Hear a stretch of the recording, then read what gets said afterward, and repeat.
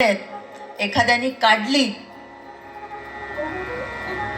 जो घेतो ना तो त्याच्याकडे फक्त बघतो आणि त्याच्या बघण्याहून खाणाऱ्याला कळतं हा घेतो, मग तो त्याला ऑफर करतो, लागते का?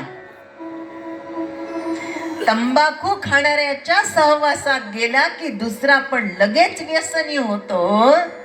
व्यसनाधीनता लवकर जडते, तशी अद्वैतता ही लवकर जडते. हे अद्वैत असणारे, ज्यांच्या दृष्टीतच द्वैत नव्हतं, ज्यांच्या दृष्टीत दुसरेपणा नव्हता, वेगळेपणा नव्हता, मीतूपणाची झाली बोळवण एका जनार्दनी श्री दत्त ध्यान.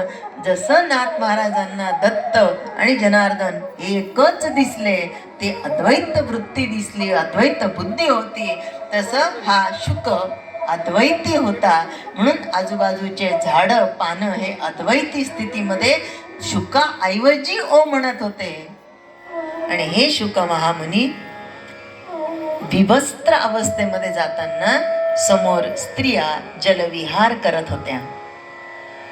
शुक महामुनी गेले तर त्या जशा आहेत तशा थांबल्या. पण वेद व्यास ज्यांच्या आजोबांच्या वयाचे ते गेले तर यांनी लगेच लज्जा रक्षण करायला सुरुवात केली. कुणी झाडाची फांटी घेतली, कुणी पाण्यामध्ये गेल्या, कुणी वस्त्र अंगावर धारण केले. तेव्हा वेद व्यासांना वाईट वाटलं. ते म्हणतात, का ग, मी तर तुमच्या आजोबाच्या वयाचा, मी आल्यावर तुम्ही लज्जा रक्षण करता? हा तर उघडा बांड गेला, तो तुम्हाला काही वाटलं नाही? तो तरुण होता.